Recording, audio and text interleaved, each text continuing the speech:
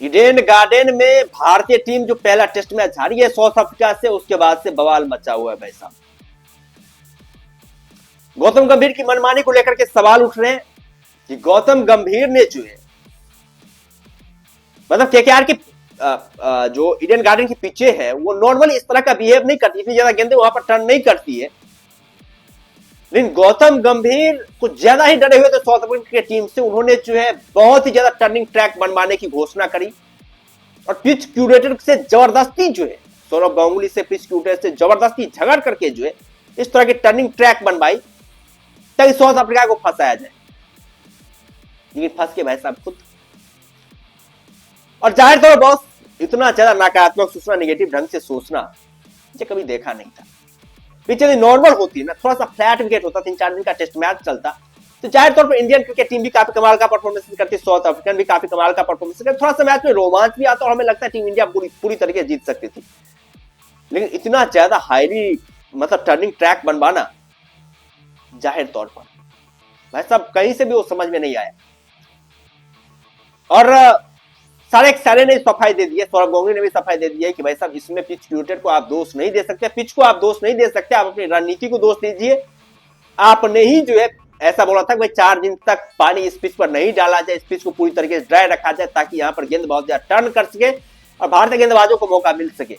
यही बातें न्यूजीलैंड के खिलाफ भी हुई थी भाई साहब, यही बातें हुई थी, यही सारे पराकाष्ठा जो वहां पर भी रची गई थी। न्यूजीलैंड के खिलाफ टर्निंग ट्रैक, बहुत ही जबरदस्त टर्निंग ट्रैक बनाने की बात की गई थी, वहां पर भारतीय टीम उलझी थी। जहां पर साउथ अफ्रीका के खिलाफ भी वही चीजें गौतम गंभीर ने करी है क्योंकि टीम इंडिया के ऊपर भारी पड़ा है। तो पिच को लेकर के भाई साहब गौतम गंभीर को मतलब बोलने का कोई राइट ही नहीं, कोई ऑथोरिटी नहीं है कि पिच को दोषी ठहरा सकते हैं। साफ तौर पर गौतम गंभीर की रणनीति इसके लिए जिम्मेवार है। और रणनीति में भी क्या भाई, किसी प्लेयर को आप चाह रहे हैं कि मतलब रॉक स्टार बना दे, सुपर स्टार बना दे, ऐसा चलने वाला है नहीं ना भाई।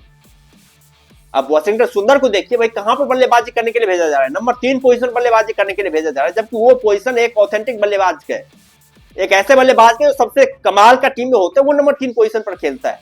लेकिन आप वाशिंगटन सुंदर से वहां पर बल्लेबाजी करवा दी। आपके पास बल्लेबाजों की कमी नहीं थी भाई साहब, साइस जैसे बल्लेबाज थे। उसके अलावा यदि हम लोग बात करें तो देवदत्त पेडिकल जैसे बल्लेबाज थे, लेकिन आपने सीधे जो है वाशिंगटन सुंदर के ऊपर 2 खेल दिया। 4 स्पिनरों को आप खिला रहे टीम में, आपकी तो वही कोई रणनीति जो समझ में नहीं आ रही है कि आप करना क्या चाहते हैं, आप टीम इंडिया को किस तरफ जो है वो लेकर के जाना चाहते हैं। लेकिन हमें लग रहा है कि वैसा इस हार के बाद से गौतम गंभीर को थोड़ा सा जो है अकल खुला होगा, थोड़ा सा गौतम गंभीर अपनी मनमर्जी पर रोक लेंगे, थोड़ा सा जो लॉजिकल तरीके से भी सोचेंगे कि वैसा एक्चुअल में जो क्या करना चाहिए। नहीं तो यदि ऐसा नहीं हुआ तो एक बार फिर से जो वर्ल्ड टेस्ट चैंपियनशिप हाथ से चला जाएगा, फिर से एक बार भारतीय टीम हाथ मलती हुई रह जाएगी। क्योंकि यदि वर्ल्ड टेस्ट चैंपियनशिप ऐसा आपको जीतना है तो कम से कम होम कंडीशन में आपको जबरदस्त परफॉर्मेंसेस करने ही पड़ेंगे।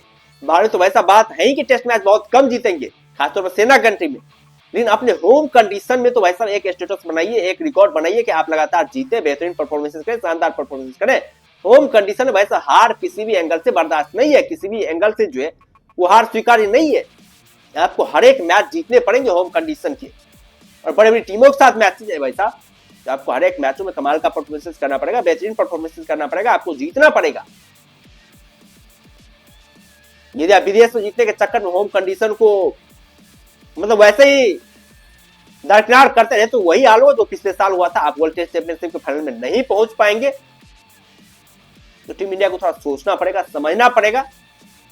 गौतम गंभीर की बात करें तो वो T20 टाइप की बल्लेबाजी स्टाइल को जिम्मेवारी ठहरा रहे हैं,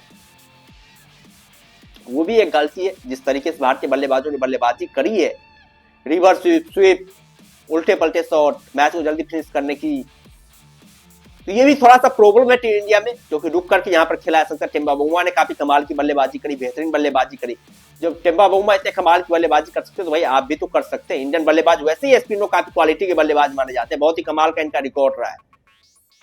जिस अंदाजे बल्लेबाजी की है, बहुत ही वाहियात बल्लेबाजी करी है, बहुत ही बेहूदगी भरी बल्लेबाजी करी है इंडियन बल्लेबाजों ने भी, उसको भी आपको मतलब एज ए क्रिटिसाइज लेना पड़ेगा।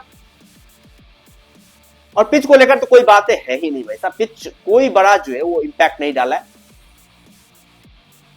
पिच को जैसा बनाया गया, जिस तरीके से ट्यूटर कहा गया उसी तरह से पिच बनाया, लेकिन वही बात है भाई साहब, उल्टे आप अपने द्वारा जो खोदे गए गड्ढे थे ना, उसमें आप खुद ही जो मतलब गिर गए। दूसरे को आप गिराने की कोशिश करे थे, लेकिन आप खुद गिर गए उस गड्ढे में। ये बातें गौतम गंभीर को सोचनी पड़ेगी। थोड़ा सा जो लॉजिकल एंगल सोचना पड़ेगा, थोड़ा सा टेस्ट मैच में ऐसा करना पड़ेगा, थोड़ा सा फ्लैट कर जहां पर रन भी बन पाए, एंटरटेन भी हो पाए, और वहां पर भारतीय टीम कमाल का परफॉर्मेंस करेगी, बहुत कमाल का परफॉर्मेंस करेगी। खैर, आप लोग क्या कहना है ईडन गार्डन की पिच को लेकर, जिस तरह की बातें चल रही है, जिस तरह की विवादें चल रही है, उसको लेकर आप लोगों का क्या कहना है? आप लोग अपना राय कमेंट बॉक्स में दे सकते हैं, और यदि चैनल पर नए हैं तो चैनल को जरूर सब्सक्राइब कर सकते हैं, ताकि आने वाले वीडियोज की लेटेस्ट नोटिफिकेशन जो है आप लोगों तक पहुंचती रहे। बाद बाकी हम लोग फिर मिलते हैं नए वीडियोज के साथ, दमदार कंटेंट के साथ, बेहतरीन कंटेंट के साथ। तब तक के लिए धन्यवाद।